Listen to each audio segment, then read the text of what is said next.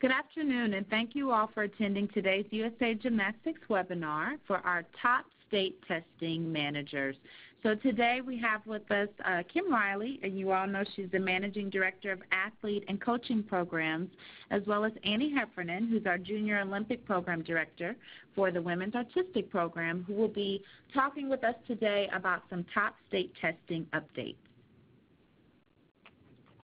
Okay, well, thanks everybody for taking time out of their busy schedule. I thought this was the best way with so many changes and things, and I want to kind of review. You know, my hopes for all of this is obviously that we're all on the same page as we move forward through testing, mostly in June and July. So let's get started. TOPS this year is celebrating our 25th year. Gary Anderson, Gary Warren, you know, started this program. Tammy Biggs has been with us since the beginning. And, you know, we couldn't be a success without the army of volunteers that we have, committee members from the IEC down who work on this. So thank you, everyone, for making this such a wonderful program. It's really, when I got here and the program was handed over to me, I was told to, you know, build the numbers and elevate it, and I couldn't have done it without all of you as top state managers and the IEC and other people on my top staff and stuff. So thanks everyone for adding to our success and looking forward to this great new year. As all of you know, and most everybody has them in, the test dates, the request has to get in the office. I am allowing a last test date on August 4th, 5th, and 6th.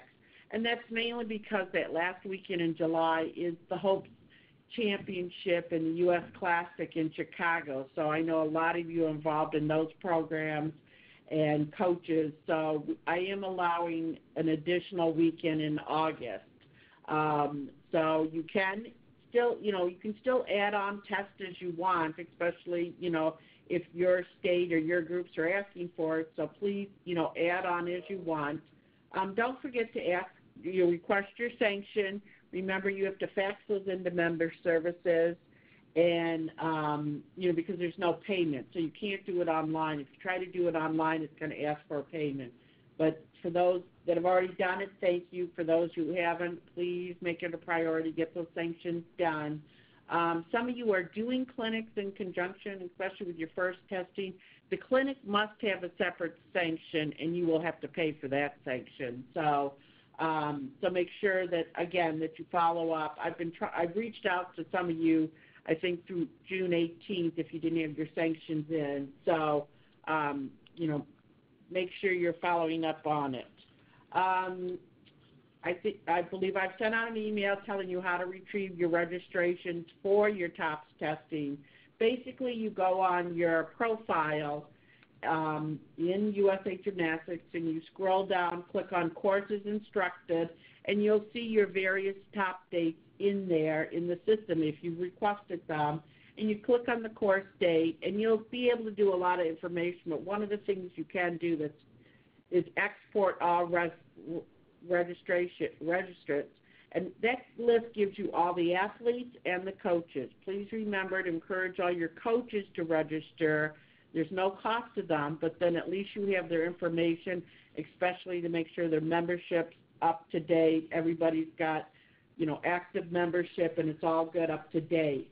But on that, you can see their club names, their club emails, the coaches that are coming, their emails, some phone numbers. So if there's a last-minute, you know, chink or something that comes up, or you need to change a time, you've got people's phone numbers, the club numbers, things like that. Plus, then you have the emails for when you need to send out test results. So be sure to export that. And then you could do a cut and paste when you get ready to do the actual scoring formula. So it's a good thing to pull out that document, you know, delete the things that you don't need in it, but it lists all their birthdays, so you can double-check that, make sure, you know, they are 7 to 10-year-olds this year, so double-check all your dates. And again, double-checking all your coaches are up to date with their membership. Prior to testing, you want to make sure you communicate out to all your coaches and clubs attending. You know, reach out, make sure you get your test evaluators and their expectations. Try to use test evaluators from other gyms. Because the other, just reach out to the gyms and say, how many coaches are you bringing? Would one of your coaches like to help test type thing? Don't try to keep it all in-house if you can. It's good to get more people in, and especially, some of these people have, good longevity into TOPS, and they can help you. So obviously you're going to prepare your score sheets prior to the meet. You want to check, people can register up until midnight the day of your test. So you want to keep checking, even the week of your test. They're going to be assessed a late fee, but people do still register, and unfortunately right up to the date. If someone comes to your testing and is not on your registered list, get their information. Just make sure that they have current membership, both for the athlete and coach, and we'll chase the money. Just let me know, but go ahead and let them test. It happened a couple times last year. Sometimes the secretary in the office didn't get everybody's names in or forgot to do it and told the coach she did it, and they just assumed everything. So always, like I said, if someone shows up for testing and they're not registered, as long as they meet the criteria of the correct ages, membership is good, we'll collect the money. And I'll collect the money. You just need to let me know, and I'll follow up with them on that. Keys to successful testing is make sure your gym is open and available. Try to, have your test early, in the mornings, on Sundays, on Fridays, later in the afternoon. Try not to have a lot of events going around at the same time. It's difficult if a birthday party's going on and things like that. So try to make your testing available when it's just, the TOPS people in the gym. It helps keep the kids focused, everything like that. Parent viewing is really up to the host club and the TOPS state manager. If the host club has availability for parent viewing, I'm going to tell you as TOPS state managers, you should let them view. They can be spectators. The club host can charge admission to view, but the max is $5. They can have some concession stands. But obviously the parents have got to be kept off, just as they would a gymnastics meet, a JO meet, off to the sides, barriers, up to the bleachers, wherever, chairs or that. Anyone can photograph and video during TOPS testing, including the coaches.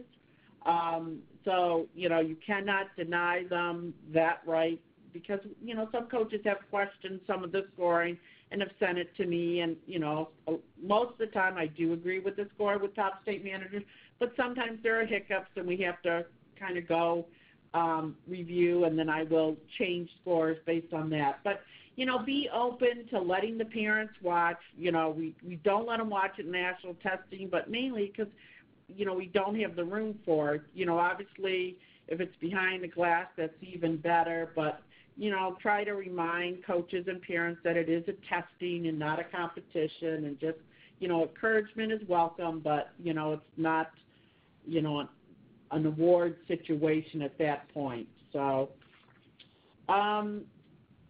make sure you're fair and consistent with all athletes, coaches.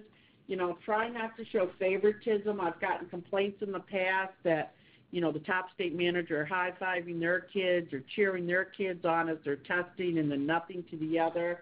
So, be professional. Remember, it's a testing situation, and you should stay the same. If you want to high-five, that's great, but make sure you high-five everybody, encourage everybody.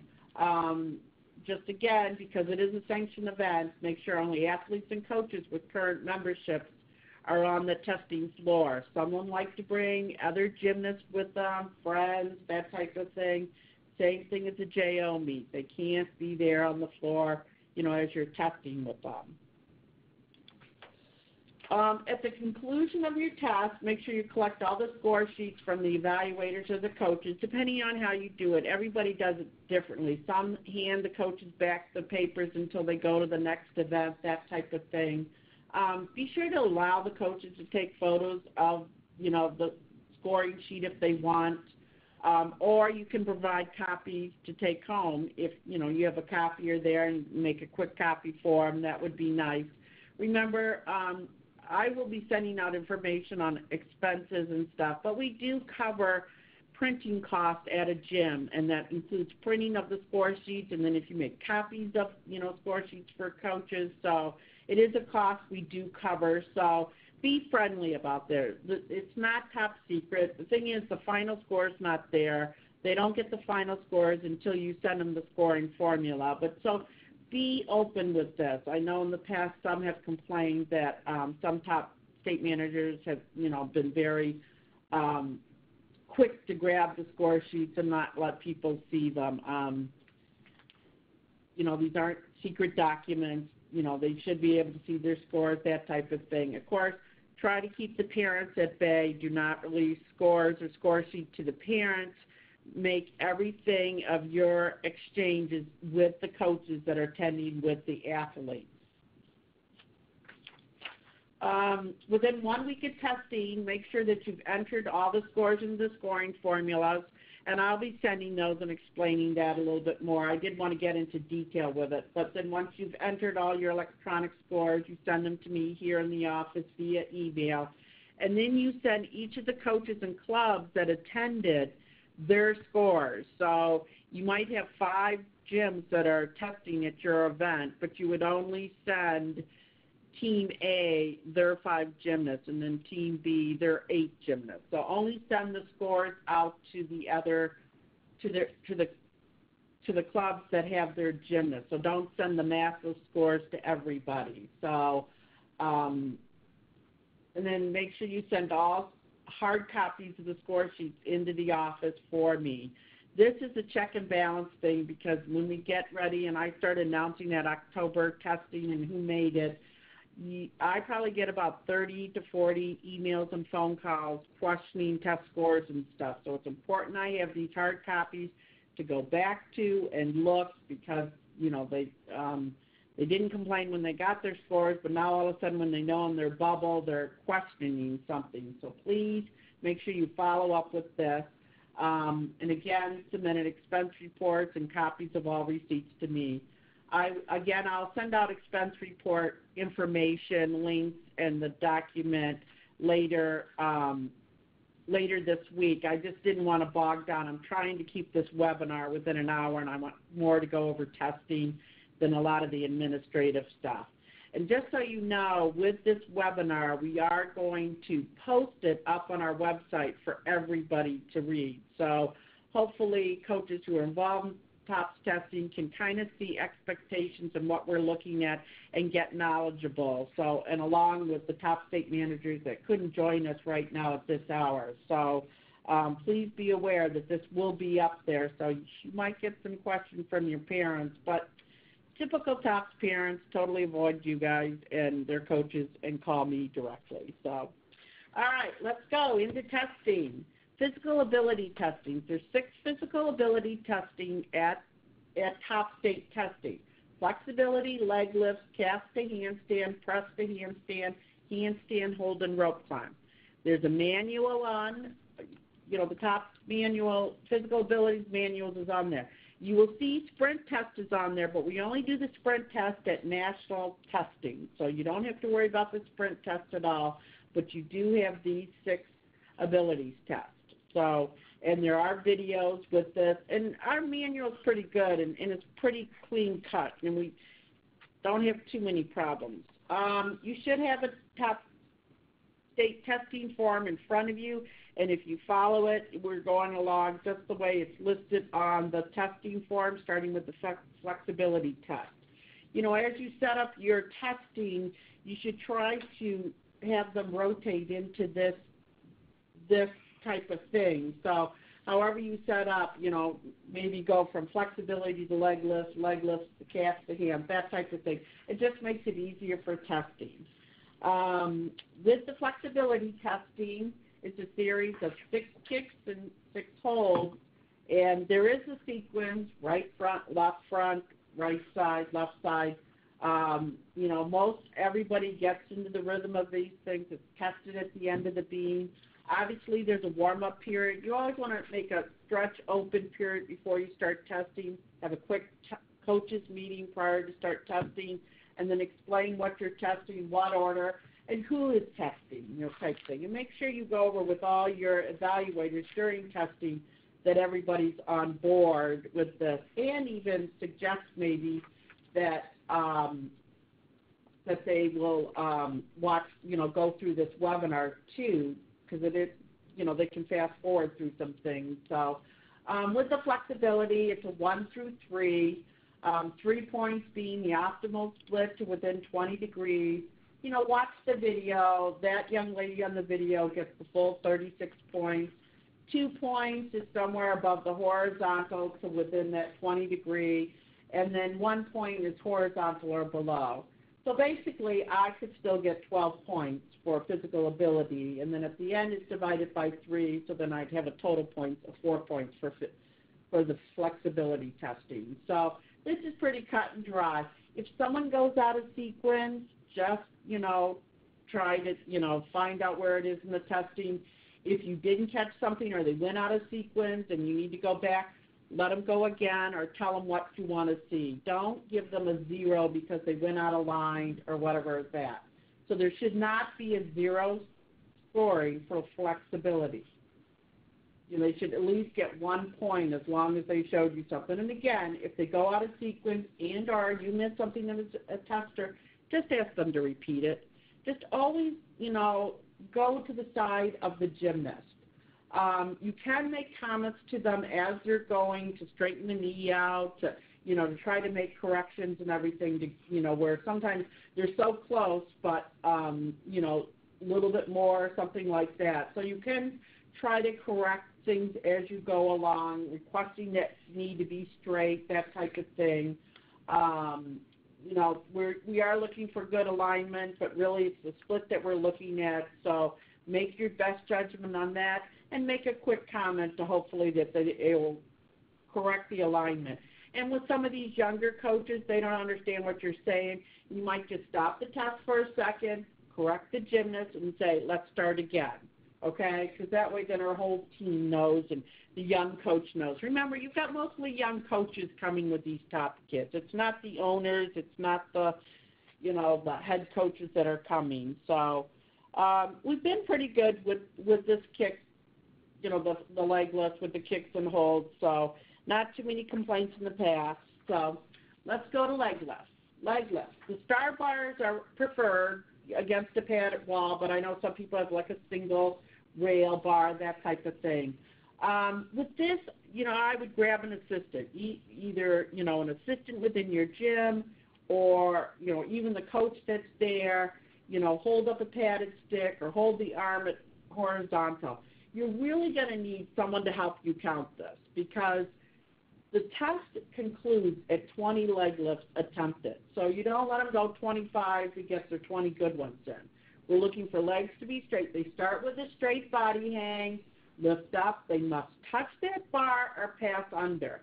And again, comment to them, warn them, that type of thing, and they've got to return to the horizontal. They can't do that 45-degree thing. It's got to come back and touch that padded stick or touch the arm. And warn them, type thing. And maybe skip one and say, okay, and then continue on. So, and after 5, and you'll see them, the little babies sometimes are all bent up and everything. Once they've done 5 unsuccessful attempts in a row, say, I'm sorry, you're done, type thing. This is written on the paperwork, so if someone, don't argue with anybody. Just make sure you have both the physical abilities manuals, printed out in there, and also, the state testing skills when you do these. So, again, try to correct them as they're going. But, again, leg lifts are not timed. I know some people are hearing that we're timing them. Well, we are at the camps, but not at all for top state testing. So don't worry about the time.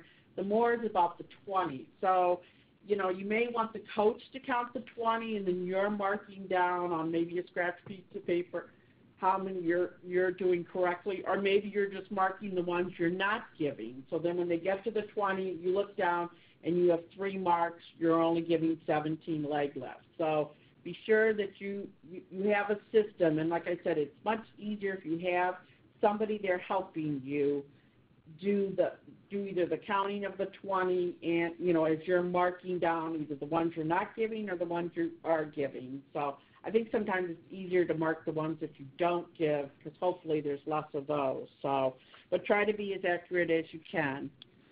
You'll indicate on the score sheet, you'll see the count and then the adjusted final score. So, and really that is the number of successful attempts. And when you put it in the formula in the electronic formula, it will divide it by 2 automatically. And so the max point is 10. But people will ask, okay, she did 18, how many points is that? Well, it's 9. So just let them know what their final points would be. Cast the handstand. This one probably gets more critique more than anybody. It's 5 max for all age groups.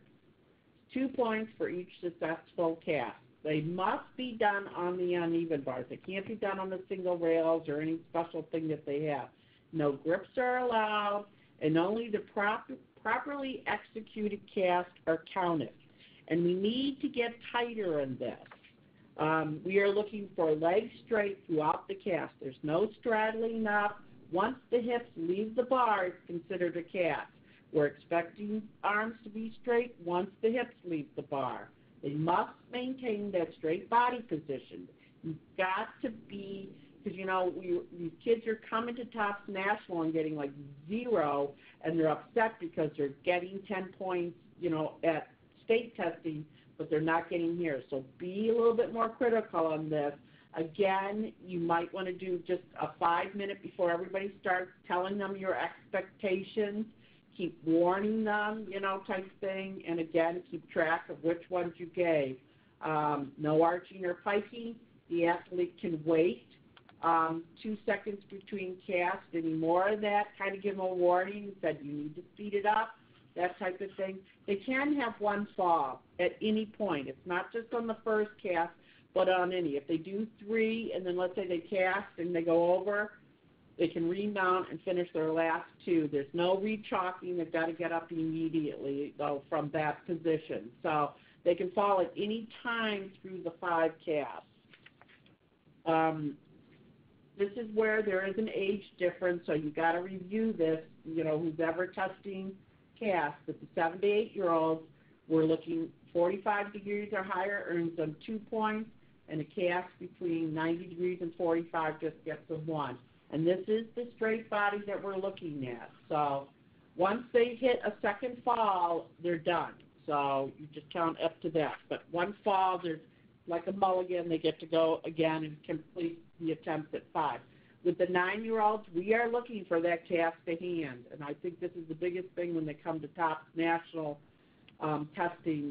We're getting dinged on this. But it's within 15 degrees, so, use your eye compass that you have and stuff. So 2 points for the cast to handstand within 15 degrees, 45 to 15 within the vertical. 2 points and 1 point. So, all right, press handstand, another critical one. Again, really review the physical abilities manuals, and especially whoever the evaluator there, that you've gone through with them, maybe even, talk about a couple things you started here. The gymnast must start in a straddle L position. She can do this on the low beam, the high beam, the floors, the pirouettes. The press must come to a complete straight handstand. Sometimes you get some of those pikey handstands, but if they're not in the vertical, then they're not getting, a point for that phase upward. All attempts must be in succession, just like bars, no more than 2 seconds between each. Athletes will receive points for pressing up to the handstand and points for pressing down. So if you have that gymnast that does that pike handstand every time, she'll still be receiving points for pressing back down to the straddle. She just won't be receiving points for the handstand. And again, try to make encouraging comments as they go along, getting them to get a little bit tighter, telling them they're in a slight fight, you want to see more of the vertical, that type of thing. they're bouncing off their arms, bending their arms, that type of thing. Again, give them encouragement, constructive comments to get them to get that press handstand we're looking for. If an athlete falls on her first handstand, she may have another chance. This is one of those mulligans again. But once the first press handstand is complete, there's no more retest. So it's in the first one. Different than on bars, so in the press handstand, it's the first one fall, and then she can go again. Now, if she walks on her hands, she can continue on. And some of our kids are really strong, and they can, they'll do a little hand shift thing, but they can continue on. It doesn't stop at that point. Obviously, we're not going to give any points for bent arms or legs, failure to achieve the handstand, resting on the arms or bouncing off their arms or elbow. I think you've all seen it. There's some ugly press handstands out there. So try to work with the kids. Again, before you start testing, give them, these points of what you're not going to give, and then make sure as they're going, just saying, don't rest on your arms. I can't give that if you do that. And maybe give them one, but then the next one you don't give them the point for. Here again, there is an age difference, the 7 to 8. They do a maximum of 5 presses. And again, it's just 5 presses. Once they get through the 5 presses, time is over. They don't get to do 10 presses in hopes to find 5 good ones. They get a point for pressing up to the handstand and a point for pressing back down to the straddle L. It's for the 7, 8-year-olds. The 9, 10-year-olds, they have the 10 presses. They get a half point for each one.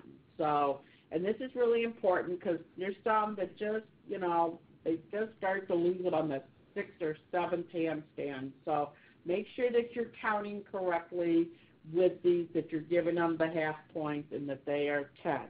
So, and on the score sheet, you would mark how many that they did correctly. So you should have either, the 10 points, or you should have, like for the 7-year-olds, you should be marking 1 through 5, and then I will know when we put the final points in the thing, you'll know to double it. So make sure you stay consistent with that you're showing the adjusted final score. So you should have like a 1 through 5 number for 7 to 8, but then when you show the adjusted final scores, you double it.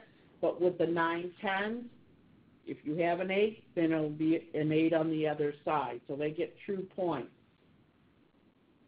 They cannot perform 11 reps. No, once they get to 10 attempts, the testing is over. So there's no additional reps. Just like on the leg lift, there's no additional reps. It's just up. Once they hit the 10 attempts, the testing is over. Go to handstand holds. Handstand holds can be done on the floor, the beam, the low beam, the high beam. They cannot use parallel. The handstand must be held for 30 seconds. This is for all age groups. If the gymnast falls or walks in the hand for the first 5 seconds, she gets a mulligan. She gets a second attempt.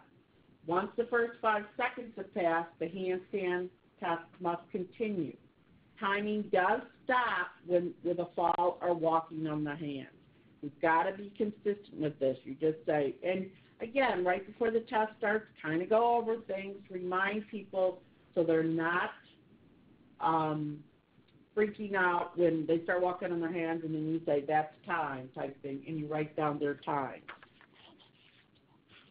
Okay. The times for handstands you can do in regular seconds. You don't have to go to the tenths, because the handstand chart is you have, you'll see it in whole seconds. So you don't have to put, 23.74 seconds they held for. So you can do your handstands anywhere. They can do it on the spring floor. They can do it on the vault runway. They can do it on tile floor. They can do it on a wooden floor. They can do it anywhere but on parallel.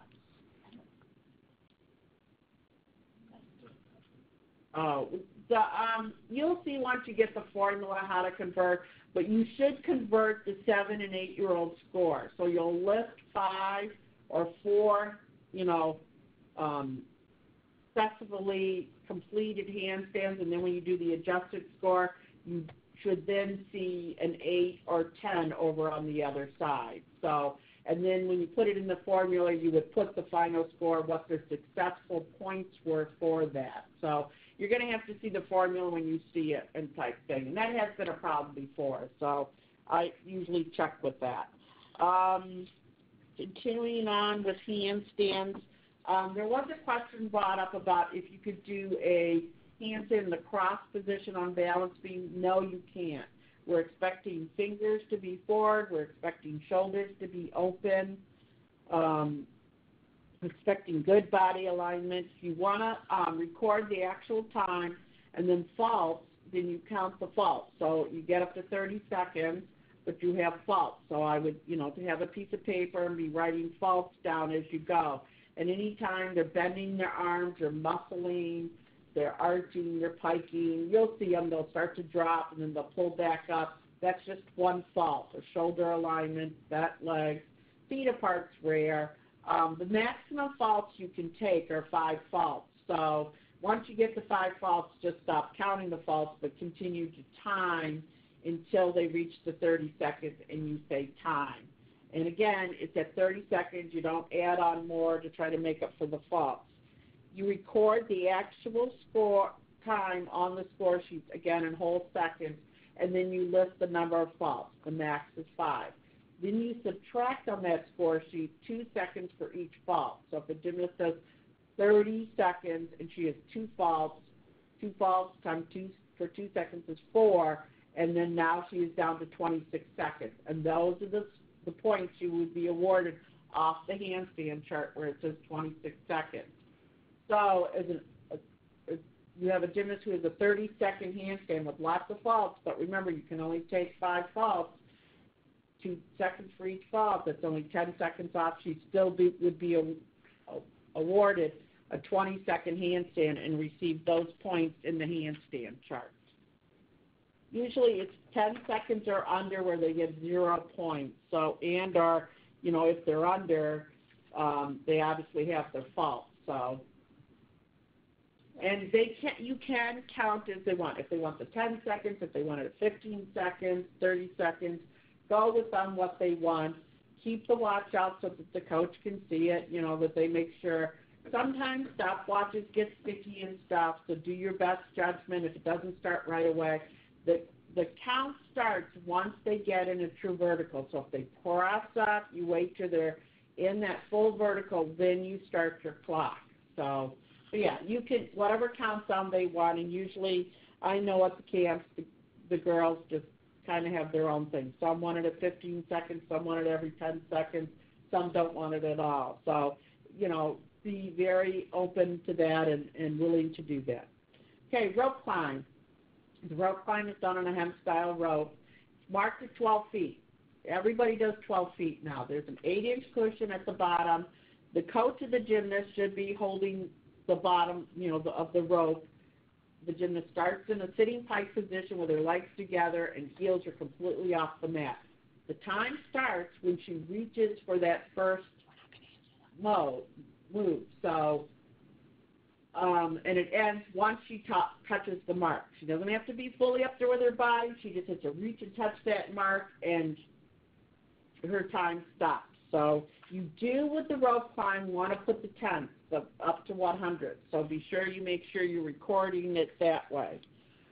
With rope climb, the faults then add seconds to the timing. So the faults are legs slightly bent counts as 1 fault. And this isn't, you don't go, okay, every second she's got bent legs. You just do it one time. If they're severely bent as she climbs all the way up, it's 2 faults. Legs apart counts as 1 fault. Legs falling below horizontal but not lower than 45 is 1 fault. Legs that are falling below 45 is 3 faults. And that's just it. It's not like yes, you can have legs bent, and then yes, they can be below 45. So the most you would have is 4 faults. And that would add 4 seconds to their final time. So if their final time was 10 seconds, then you would add 4 seconds to that, and then their final time would be the 14 seconds. So again, don't go crazy with the faults. Once they made one fault, you can say, try to straighten your legs up, but you've already taken the deduction, but try, because we want the next time they test maybe to, make the changes and make the corrections so they can get a better score and not have so many faults. Again, you're going to record the actual time, add a section for each fault, and then refer to the rope climb chart for final points awarded. You can make copies and give a copy of the handstand and the rope climb to the coaches attending your testing. This is not secret. These are going to be posted on our website, but you can give them copies so that they can see, because they're going to go back home and try to figure out their score, and they really won't because of the formula and the 60-40, that type of thing, and adding up, and so until they get the score from you, they won't have the final adjusted score, but it gives them an idea of what points they have.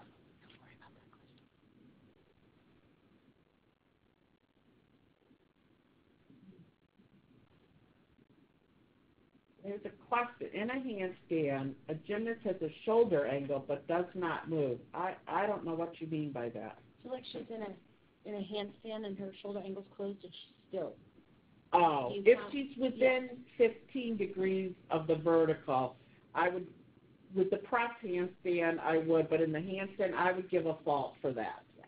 But I would just give one and not the full 5. So just, look to see how long she's in it type thing, but I would not give her a full 5 for that. So, okay. Now we're going to top skill testing. So that should be it with physical abilities. If you have another question, email it to me later. I'm going to try to maybe do a question and answer and send it out to people type thing. But, again, top state managers that are not here, they must listen to this afterwards, so they'll hear the different things. I encourage you, if you're using people in your gym, that have them listen to it. They can fast forward if they're not involved in a certain testing part or whatever. It really should be that hemp rope for top state testing. We don't like the polyester. They have a tendency to slip and things like that. So we're really looking for a hemp-style rope. If the host gym does not have one, please let all the clubs and coaches that are coming know ahead of time that it is a polyester rope, and maybe give a couple of extra warm-ups on it and everything like that. It shouldn't be a problem at 12 feet, but some coaches may, but they should know ahead of time. So double-check with your gyms that you're going to host the top testing and find out that they have a hemp-style rope. So, okay, top skill testing. Now remember, this is for only 8, 9, and 10-year-olds only. You shouldn't ever test a 6-year-old if she's not turning 7 this year, even in physical abilities, because they want to try out. And again, you shouldn't test a 7-year-old if she's truly a 7-year-old with 8-year-old things. You've got to follow the sanction, and the sanction is, based on their age on December 31st. So be sure you are only testing the 8, 9, 10-year-olds. I can't tell you how many times I've gotten test scores for kids that aren't eligible, and really you could get in sanction trouble for that. So don't test kids unless they are of the age. All right. With this, we have made videos. Text and videos are available. National testing is coming. I didn't want to put them up there yet because some people will get them confused, things like that. So they will be national testing videos will be up too, along with the text. But for right now, you can find all the text and videos are on our website for all. Ooh, I forgot the R on floor. 4 events: vault, bars, beam, and floor. Vault is new for 2017. It's a total maximum of 20 points, and it has a totally different score sheet. Again, the vaults are on the videos in the various age groups, but just today I've added on vaults.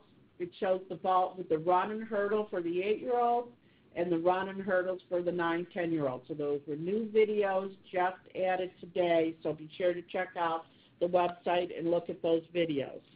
I will tell you with vaults, you have got to practice this prior to testing. If you have judges that are helping out with your testing, have them judge. It's a totally different kind of thing. It's, you're taking deductions as opposed to giving points like we do on the other 3 events.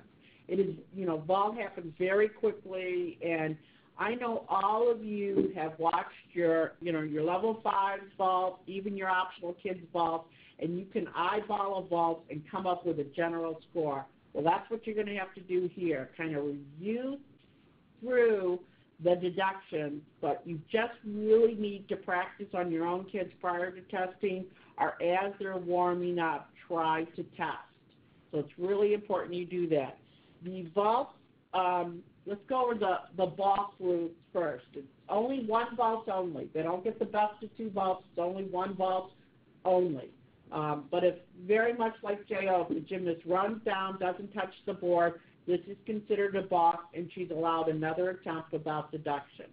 Now, if the gymnast runs and does touch the board and does the round-off on and doesn't complete the vault, she's allowed one more attempt, but with a 2.0 to her final score. So she could easily balk the first time, then do the round-off onto the board and nothing, and then she's still allowed a third time to try to get over. So once they balk once, and then they balk again, then the 2.0 score comes in. So they're allowed 3 attempts to successfully try to complete one vault.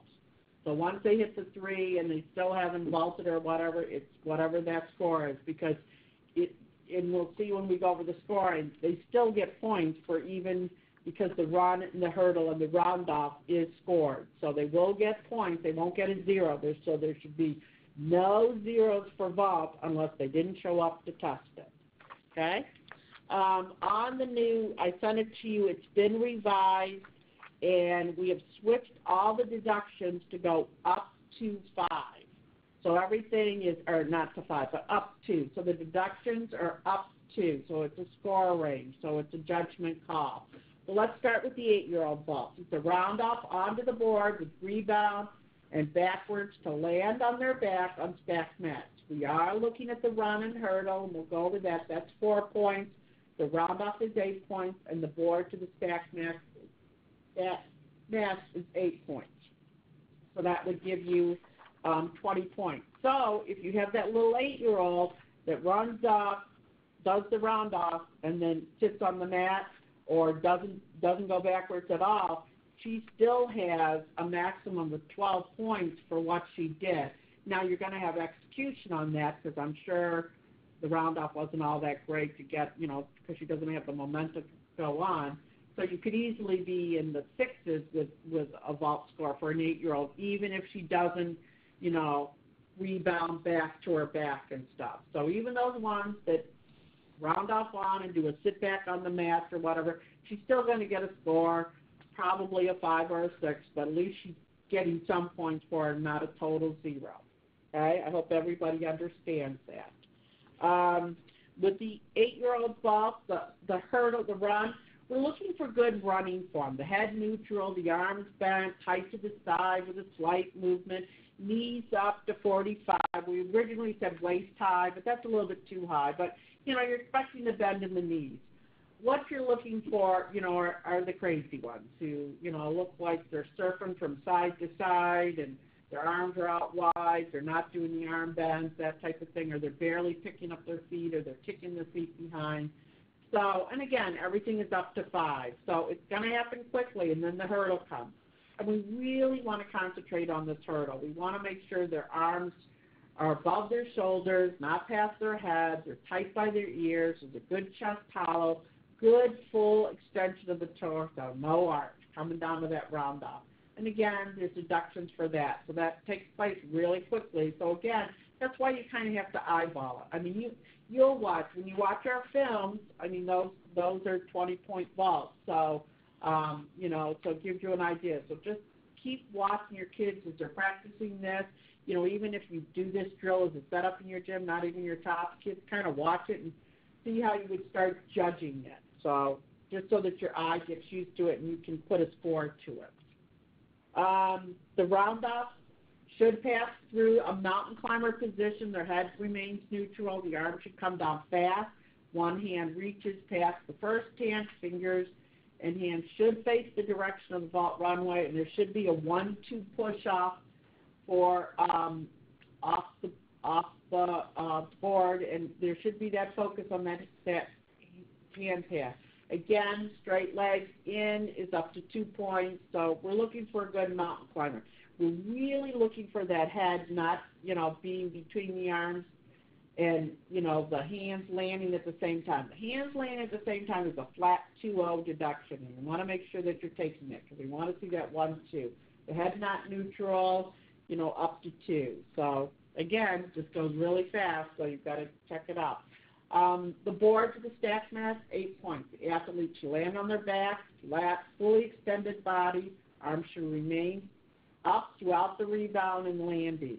And there are the deductions for that, all the up to. They should, at the end of the vault, present to you. So, you'll signal them to go, but they should, just like on JO, present once they get done.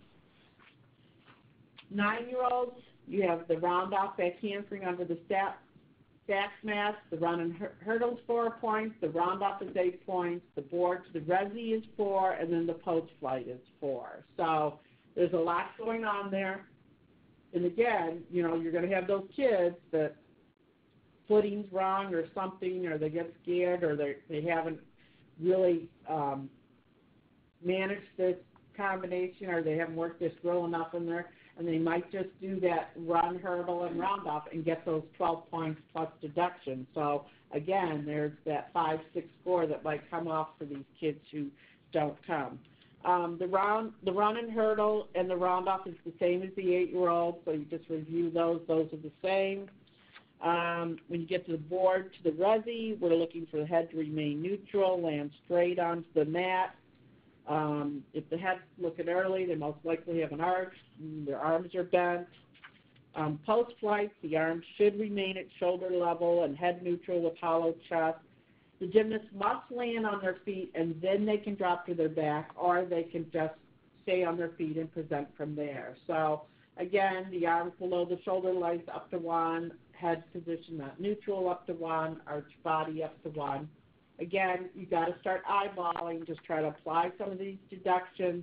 You do not have to provide exact scoring to these coaches. You just give them a finished score. So you look at the vault and say 14 points, 18 points, type thing. And, don't get into a discussion, just say, let me get before you start, again, kind of explain your expectations. Again, hopefully they should have seen this and looked at this too, so we know what we're looking for, because this will be posted along with the scoring sheet for the whole TOPS nation to see. So don't get in a discussion with coaches at the end. Just say we can discuss it afterwards, or this is what I took from the TOPS webinar. If they're still arguing with it, have them contact me. Don't get into a requirement for that. The springs can be any, we don't follow a JO spring type of thing or anything like that. So the springs is totally optional to what these little ones need to do. Remember, we're working with little ones, so we want to make it safe. The mat height has to be achieved, so you want to make sure you've got your correctness on that.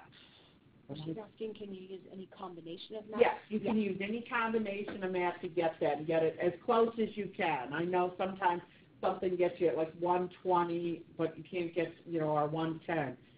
So go to whatever the closest. Safety first.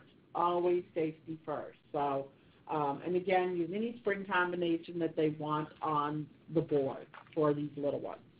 Okay. Bar, beam, and floor, this testing scoring is the same as what it's been before. We've kind of changed a couple of things around because of the addition of a section on bars, but, every event is worth 24 points. It's based on the section, so it's the score sheets. You should have them in front of you as we're going along. So remember, on these events, the emphasis is on the technique, the form, the execution, the body shape throughout the major elements. we don't specifically say where arms go or, things like that. I mean, top kids are really good about, getting on that beam, walking on their toes, that type of thing. So there is no text as far. We want the sequence to be followed, but, there's no text or no wrong way type thing to do things. Routines need to be done in their entirety, or in the sections, as noticed on bars and floor. We get to them, you'll see that their sections have changed a little bit. No elements or sections may be repeated a second time. Once they've done it, omitting a listed element will, give an incomplete section or 0 points for that. If they add an element, just ignore it. Spotting to assist the gymnast, except where noticed, will give an incomplete for that section or 0 points if it's a skill thing. Skills should be done in the order that they're listed, but if they're not, little one gets up on beam and she totally forgets about something, and right before she dismounts, adds in her handstand or whatever, go with the flow. There's no deduction for doing it in the wrong order. If coaches want to comment, verbally give them verbal cues while they're up there, that's fine too. It's just we're looking for execution of technique of these skills. We're not out to kill them for, not knowing it's really not a routine, it's a series of skills. So always go to the benefit of the gymnast type thing.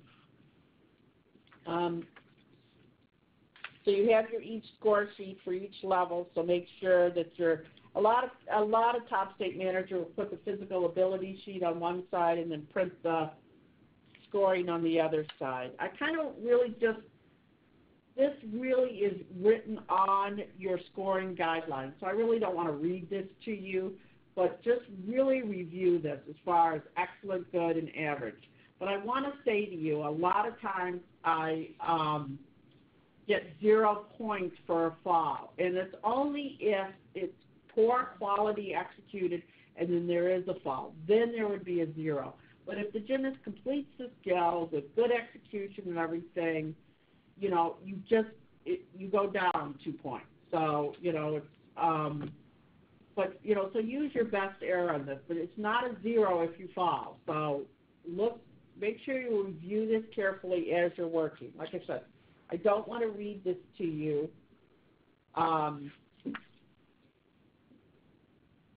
You cannot retest anything. It's like when they go, they go. And, I feel bad that Susie didn't get her hands in this time, or she totally missed her feet on her back handspring. But there are no retesting of a skill or a series. So just ignore it. Now, if they get up there and they do the back handspring again, then, okay, then you would give it points type thing. But there is really no retesting of any skills or going back over again. Go to bars.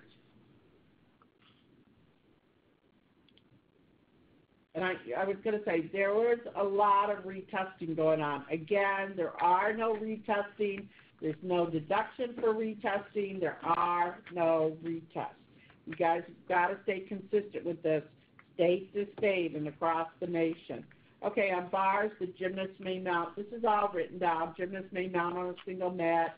You must follow FIG specifications. You cannot raise the high bar from FIG. The width can be adjusted. The coaches must be present between bars and use whatever matting they need. And, if the coach is not there, then say something to them and tell them they must stand there, and they must stand there through the whole thing. Don't just give them a 0, but make sure they know that they have to be there. So, no, we are not there's a question out there that says, are we giving 0s for skills that are beautiful but not stuck? No. I just said that. It's like a fall does not give it a 0. It drops it down for the next thing. So if you're going to give it a 6, then you would give it a 4 type thing. So stay consistent with that. All right. Let's stay with bars. You guys are starting to ask questions on beam, and let's stay with bars, please. Okay, if a coach spots and assists the skill, it will void the skill or the sequence of skill and result 0s for that section. So again, we want the coaches there, but they're there for safety, but not to help them through the skill. This is the bar routine. I don't think I need to read this to you. It's divided into 4 sections as before. Same thing as before. The option to start on the first glide only. They may bend their knees at the end of the toe circle. The coach may spot them from the high bar, from the jump to the high bar. I mean, they can literally put their hands on the gymnast and lift through the high bar if that's what needs. It's just that we don't want them following around and helping them at the end of the sole circle. Otherwise, that's an incomplete. And remember, on bars, landings do not matter. They don't have to be stuck. We're looking for the height of that swing. So don't even worry about how they land. If they land in a deep squat, if they land with 3 steps, if they take a fall. There's no deduction for that. All right. New this year, with 9s and 10s, we've added giants. Yep, we are separating our top kids. So this is very important, and I have to tell you, because I know, there's some level 2 through 4, some level 5 who don't have their giants. So please go with safety with this. If that coach wants to be up there for the whole time and maybe spot the kid just to get them through testing, and then if they spot and assist, they'll get that 0. But they may just want to try to see if the kid can get it through or whatever. So please, safety first when it comes to this giant. We expect and are going to have 0s in this section. They can do their giants anywhere. They can perform on the pit bar. They can perform on the uneven bars. Just remember, the testing will start on the long hang kick. Again, go to safety on this.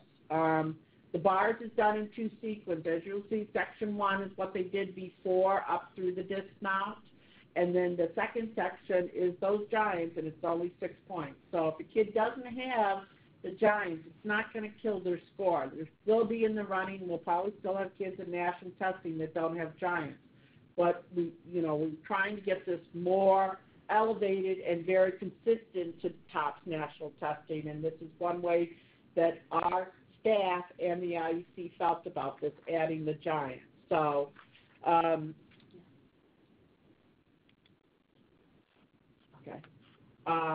again, they get single rail over the pit, anywhere. So they cannot do the giants on the low bar. They should be elevated up. Obviously, I know we have some little ones and stuff, but no, because they are doing a dismount. They have to be on a high bar or a single rail pit over the pit that's going into the resi or into the soft foam. There is no reduction, for the 9-year-old, for the coach to slow down that second giant and literally place her on the mat for the dismount. So they can slow her down as soon as she's coming around the bar and stuff. So, and encourage it. The bars for level 10, again, same thing. It's in 2 sections. Obviously, the first section is the same as it was last year. The giants are at 6 points. So, again, not having giants won't kill the score. 9-year-olds can do a flyaway if they want. They don't have to go all the way to the back or drop to the back. They can do the flyaway. But, again, we're going for safety. So I see some scary flyaways out there, so I'd rather them go to the back. But they do have the option. A 9-year-old does have an option of doing a flyaway. For the 10-year-olds, the flyaway can be to the back, on the stack of the mat, or to the feet. The coach can assist with the spot at the end of that flyaway. I mean, they can make sure, and even with the level 9, if they're doing the flyaway, they can help with that movement. Really, we're about the giants with that section. And if you, again, it's the giants that we're looking at and not so much, the flyaway. All right, 2 balance beams. They can start anywhere on the balance beam. It should be done as one routine with steps in between. If they get turned around, don't have enough to do something, they walk backwards, or walk to get more room to do something, there's no deduction. So, I mean, it looks like a hot mess, I know, but there is no spacing deduction or anything. Some of these little ones just get turned around and then all of a sudden realize I'm supposed to dismount that way. So just go with the flow with them. Go with the athlete. Be there for them. Again, if coaches want to give verbal cues of what's next when they get the deer in the headlight look and don't know what to do next, let them say what the next skill is. Front walkovers can be done on the low beam or high beam for 8s or 9s, but they also can be done on the high beam. So they would just do it right before the dismount. For 10-year-olds, the front walkover must be done on the high beam. But for 8s and 9s, they have a choice. A lot of people have been asking if they can do it on the high beam, and yes, they can. There are many options for their dismount. The gymnast can choose the sequence they want, so make sure that you review. There's pretty much anything and everything is what they want to do as a dismount. The dismounts are expected to be stuck, and if they're not, even a simple foot or something, you go down 1 level or 2 points. That's for the dismounts or beam are expected to be stuck, and if they are not stuck, then you go down 1 level or 2 points. On the beam, new this year, the finish, you can either finish in a close or a lunge. It's up to you. This is with the gymnast skills. And you'll see it in the text and on the score sheet. It will say that. The other thing with the handstand, we've taken a lot of the criteria away. We really want to emphasize the square hips and the vertical in this. You just have to mark the vertical. It doesn't have to be held for 1 count, anything like that. It's an open split going in and out, but there's no split requirement. It can be, a 90 degree, it can be a 120, whatever the gymnast wants. The emphasis is on the square hip and getting to the vertical, and it's a must. No timing whatsoever. All right, let's go to floor. Kind of going quickly just because everything is kind of written down. And again, if you have questions that come up even after a testing, email me, and I'll keep doing a question and answer out and sending out things as things come up and stuff. Okay, so for floor, there's no additional matting. Coaches are encouraged to spot the finish of non-sticking skills. There's, in every level there is a rebounding, and they should be in there with the rebounding. So new for 2017, the routines are performed in 2 separate rounds. You want to test the first round with that age group and all athletes. They get somewhat of a rest, and then you test the second round. Again, going back to that handstand, they don't close their legs. They keep them open. It's an open split. There's no requirement, but we don't want a closed handstand. So there should be a split even as they're up in the handstand. We're looking for that shoulder line, that type of thing. And again, it's not about the legs. It's about that vertical and the shoulders and the hips staying square. So put the emphasis on that. They can come to a nice line at the top with closed legs and then open back up to step down. Don't overthink the handstand anymore. Okay, you want to on floor, make sure you review each age group to see what skills are stuck.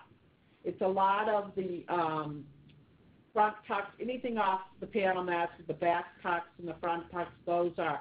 But with some of the front tumbling now, we've added forward movement where they can take extra steps, doesn't matter. And then the same thing with the backward where they're rebounding. Again, doesn't matter. If it doesn't say stuck, it doesn't have to be stuck. If they do the skill and it's not stuck, such as the punch front off the mat, then you take it down 2 points. You don't give a 0. You take it down 2 points for that section. There are no out of bounds for floors. So if a kid goes out of bounds or starts out of bounds or ends out of bounds with the acro series, there is no deduction. So just try to work within, obviously be safe on floor, but sometimes the kids just, with some of the matting and the different floors, they're not used to. That kind of concludes, I know I kind of went fast, so I hope you're right there with me, but, just be prepared. Review with all your test evaluators, and the biggest thing, go to the benefit of the gymnast. We're only probably, between you and that coach, you're probably only talking 1 or 2 points. Be fair, be consistent. Again, be professional. Don't show favoritism. Your kids are testing, but then, there's other clubs there and other parents. So watch your perception and watch your demeanor out on the floor and everything. This is supposed to be fun for everybody. We didn't get to 25 years without it being fun and successful. I mean, obviously, when you look at our Fierce Five in London and even the Final Five, and, many of them top kids, and most of our national team kids are former top kids. And I know when I go to NCAA, I can point out all the top kids. So, take pride in what you do, but just be consistent. Let's all be on the same page. I don't want my phone ringing every Monday morning with complaints about, different testing and stuff. So, again, I thank all of you for your time, your effort. I know, we don't get paid for this, but it is rewarding, and it means a lot to these kids and to these young coaches. So I appreciate you. If you have any questions, be sure to email me. And like I said, I'll do a Q&A. I will send out an email once this is out there for other top state managers to see, and then you can share with your evaluators. So thank you again, everybody. Enjoy your Wednesday afternoon.